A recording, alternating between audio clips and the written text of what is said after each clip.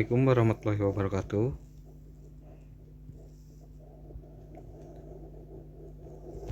Sebelum kita memulai pembelajaran, saya ingin memperkenalkan diri terlebih dahulu. Nama saya Roni Nurjaman Eskom. Di kelas 12 TKJ ini saya akan mengajar mengenai administrasi sistem jaringan. Nah, sebelum kita memulai pembelajaran, alangkah lebih baiknya kita semua berdoa terlebih dahulu. Untuk berdoa, mulai.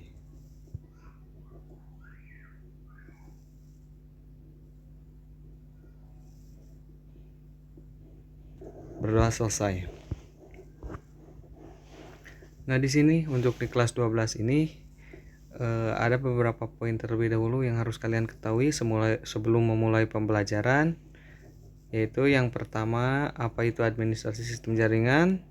Yang kedua, apa saja sih yang akan kalian pelajari nantinya di mapel administrasi sistem jaringan di kelas 12 ini.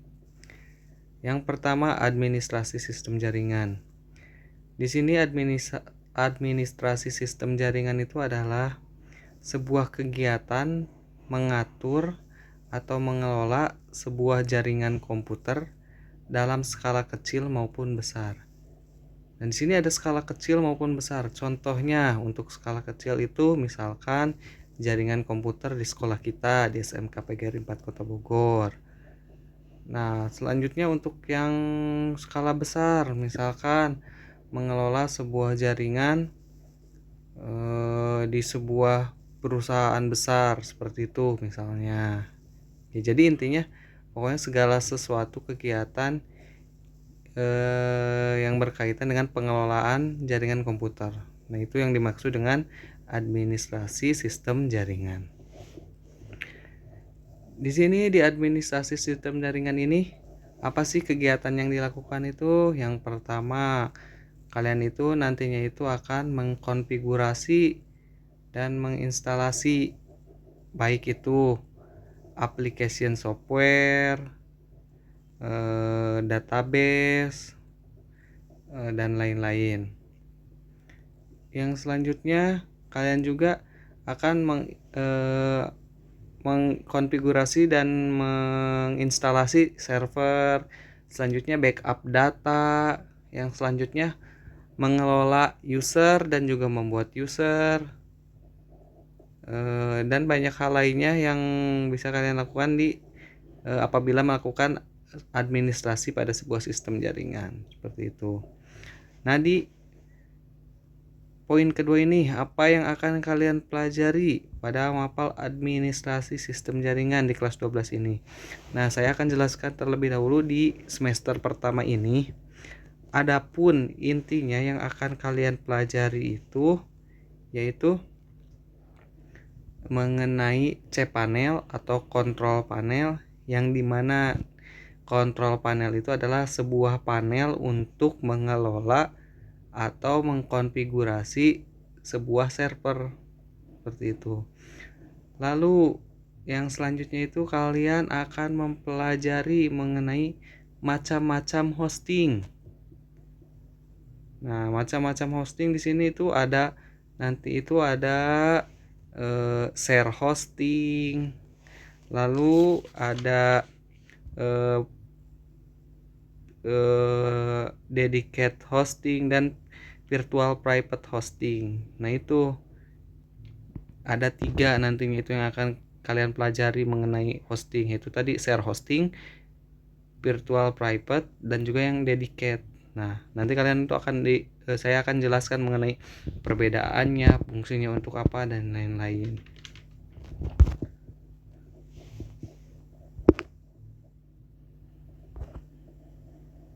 Nah, selanjutnya nih di sistem jaringan ini, administrasi sistem jaringan ini, di semester pertama ini ada 3 bab nih yang akan kita pelajari.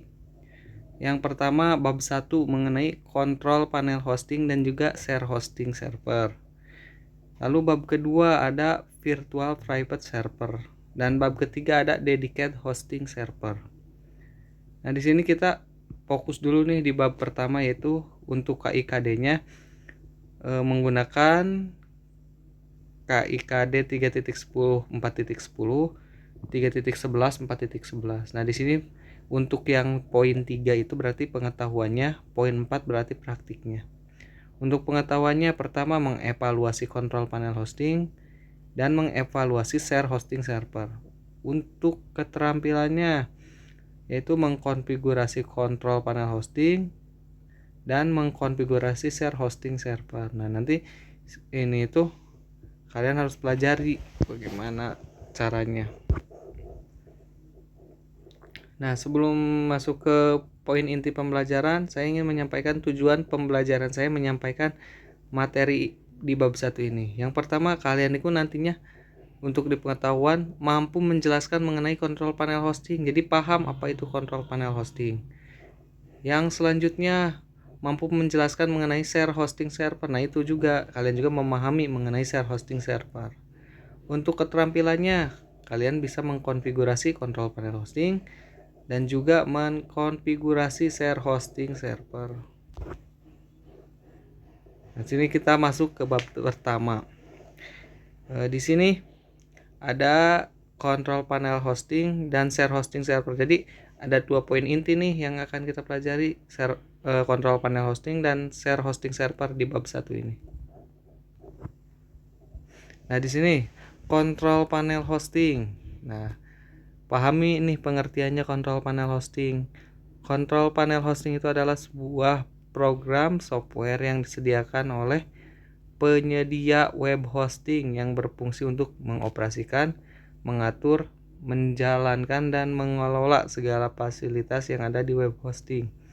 Maka dengan adanya kontrol panel hosting ini, pemilik website dan penyedia web hosting dapat melakukan pengaturan untuk segala aktivitas yang terkait dengan domain, website, dan juga web hosting. Nah, tadi kan sudah disebutkan bahwa kontrol panel hosting itu adalah seperti sebuah alat untuk mengatur sebuah server, yang dimana kan kalian ketahui bahwa sebuah website itu pasti disimpan di sebuah server. Jadi setiap hal yang ada di internet, misalkan ada website contoh Bukalapak, Tokopedia, lalu Shopee, itu tuh datanya disimpan di mana sih? Apakah disimpan di komputer pribadi pemiliknya, ataukah misalkan disimpan di flash disk atau di hard disk? Nah, tidak mungkin, karena pasti filenya itu akan besar, sebab kan yang mengakses Tokopedia, Shopee, dan lain-lain itu bukan hanya 1-2 orang, tapi bisa saja jutaan orang seperti itu. Dan lalu di mana kalau begitu file website Shopee, Tokopedia, lalu Bukalapak tersebut disimpan? Nah, di sini disimpan di sebuah hosting. Nah, hosting itu ada di mana sih hosting itu? Nah, hosting itu ada perusahaannya sendiri yang menjadi penyedia jasa web hosting. Yang dimana tadi hosting itu dibagi jadi 3 tuh. Ada share hosting, ada VPN atau VPS atau virtual private server hosting, dan yang ketiga ada dedicated server hosting. Nah, ini nanti untuk lebih mendalamnya akan kita bahas. Web seperti apa sih yang harus pakai share hosting, web seperti apa sih yang harus pakai VPS, web seperti apa sih yang harus pakai dedicated, kayak gitu. Selanjutnya kita maju ke fitur dan manfaat cPanel nih di sini. cPanel itu membantu blogger dan juga website developer dalam membuat konten website yang berkualitas, mudah, dan juga murah. cPanel ini secara sederhana dapat dikatakan sebagai sebuah web hosting control panel yang digunakan untuk mengatur yang server yang letaknya sangat jauh, bisa di luar negeri atau dalam negeri, yang dipakai untuk hosting sebuah website. Nah, jadi intinya seperti ini. Apabila seseorang ingin membuat website itu, ada 2 bahan yang diperlukan. Yaitu pertama, dia memiliki hosting atau menyewa hosting di sebuah perusahaan. Yang kedua, dia punya domain atau membeli domain. Domain itu yang seperti apa tuh?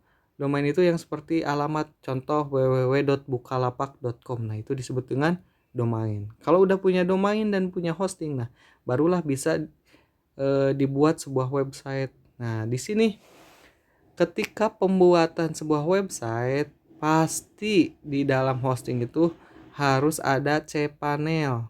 Yang dimana cPanel ini gunanya itu untuk mempermudah seorang website developer ketika membuat website tersebut atau membuat konten websitenya tersebut. Seperti itu. Lalu cPanel juga berfungsi untuk mengatur segala aktivitas yang ada pada website, seperti itu. Nah, selanjutnya sebagai web hosting control panel yang dapat digunakan untuk mengatur server yang letaknya sangat jauh. Nah, di sini control panel juga mirip fungsinya sebagai remote, yaitu di mana dia itu nantinya menggerakkan server yang kita sewa. Misalkan gini, maksudnya server itu hosting ya.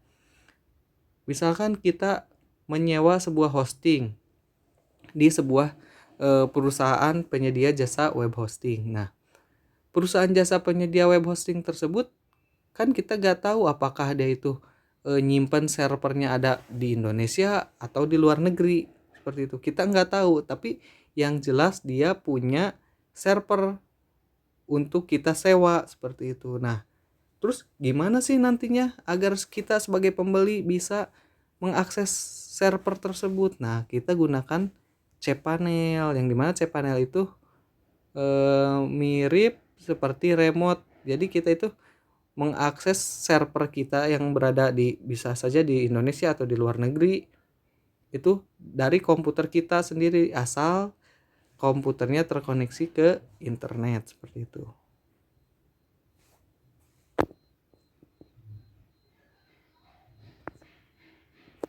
Nah, untuk fiturnya tersendiri, fitur cPanel itu terdiri dari yang pertama ada fitur database, yang dimana database itu kalian sudah ketahui fungsinya sebagai penyimpanan, yaitu mengatur tentang penyimpanan atau database dari sebuah website, yang dimana biasanya menggunakan MySQL.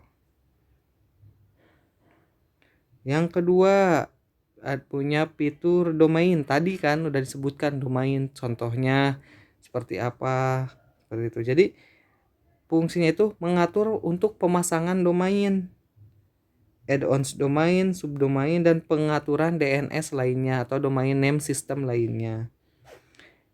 Yang ketiga ada fitur files, yaitu mengatur tentang file yang masuk di hosting, yang dimana nantinya pemilik itu bisa mengakses file yang ada di hosting, mengedit file hosting, melakukan backup, dan lain-lain. Jadi sebuah website itu di servernya itu pasti terdapat file-file untuk membangun sebuah website tersebut.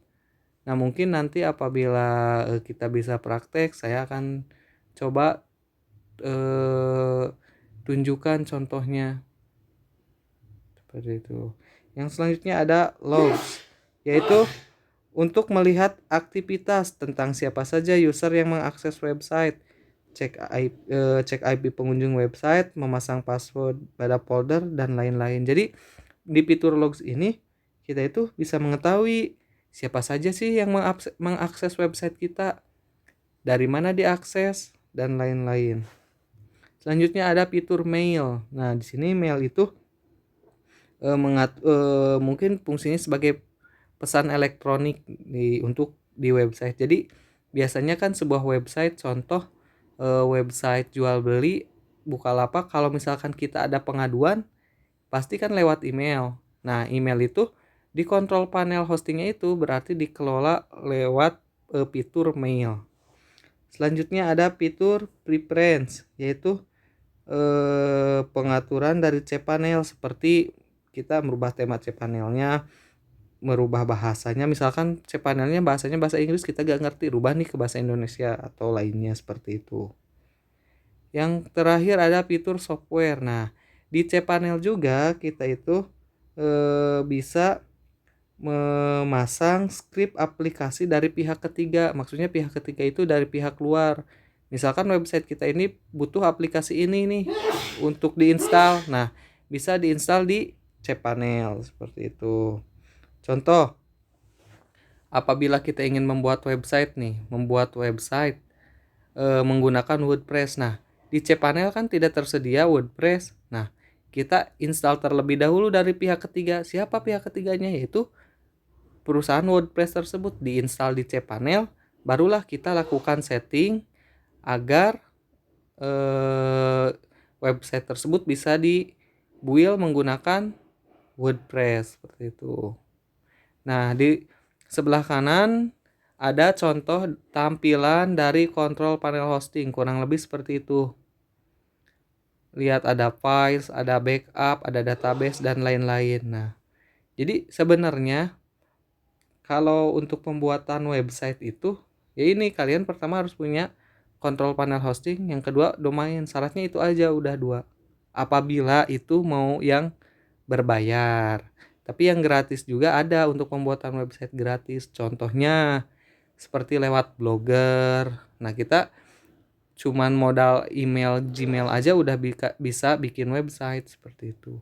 Tapi untuk sekelas perusahaan atau instansi dan lain-lain, biasanya menggunakan yang berbayar, yaitu mereka membeli hosting terlebih dahulu atau membeli sebuah server terlebih dahulu, lalu membeli domain dan memasangnya, lalu mengkonfigurasi setting websitenya, dan dibuatlah website tersebut oleh seorang web developer.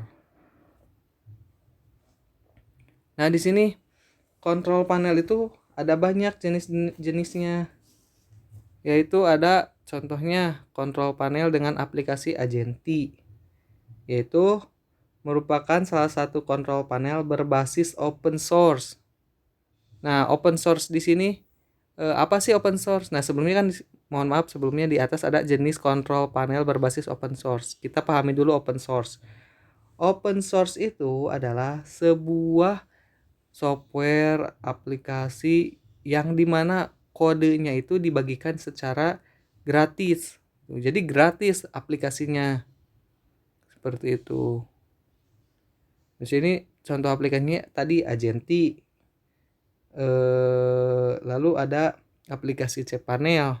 Lalu ada aplikasi DTC atau singkatan dari Domain Technology Control.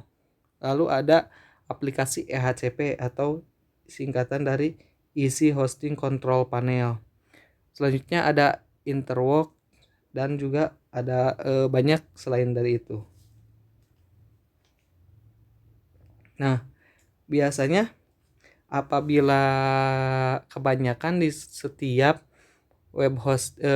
perusahaan penyedia jasa web hosting, biasanya itu untuk kontrol panelnya itu biasanya menggunakan yang kedua tuh, cPanel. Karena di aplikasi cPanel ini memiliki fitur terlengkap yang bisa digunakan untuk mengatur semua kebutuhan pembuatan website, dan juga tampilan grafisnya sangat user friendly atau mudah digunakan. Jadi orang yang baru pertama membuat website juga istilahnya akan paham apabila sudah tahu dasar-dasarnya. Seperti itu.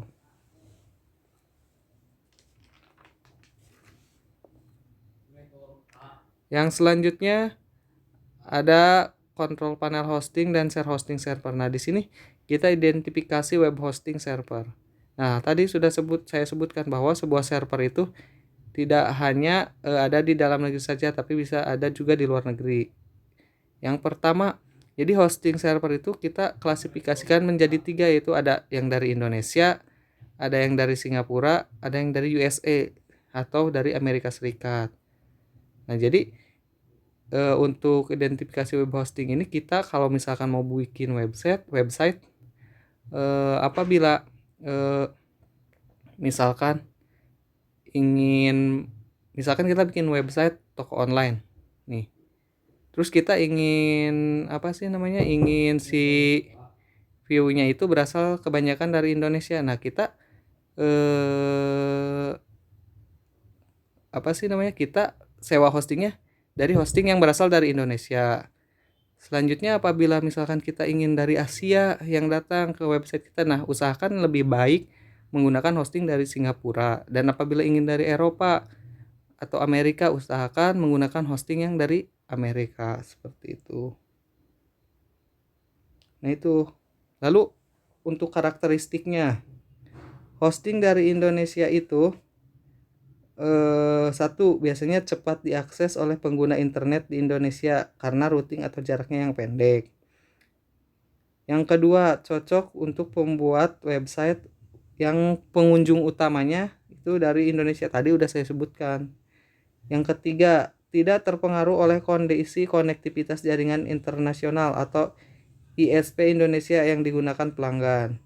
Yang keempat, untuk berkirim email ke arah mail server luar negeri seperti Yahoo, Hotmail, Gmail lebih lambat datangnya dari hosting server USA karena memiliki bandwidth internasional yang kecil.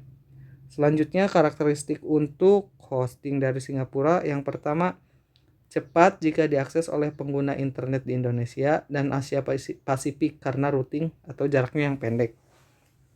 Yang kedua, cocok buat website yang pengunjung utamanya berasal dari Indonesia dan Asia Pasifik.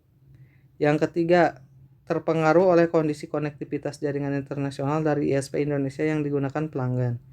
Yang keempat, untuk berkirim email ke arah mail server luar negeri seperti Yahoo, Hotmail, Gmail relatif lebih cepat datangnya dibandingkan server Indonesia. Sekarang karakteristik dari hosting USA atau Amerika. Pertama, lebih cepat diakses dari seluruh dunia karena pusat server internet dunia itu ada di Amerika. Yang kedua, cocok untuk website yang pengunjung utamanya berasal dari dunia internasional.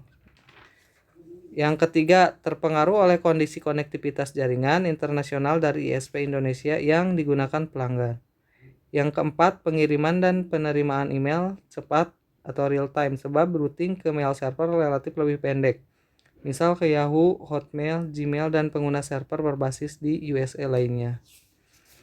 Nah, di sini di identifikasi web hosting server itu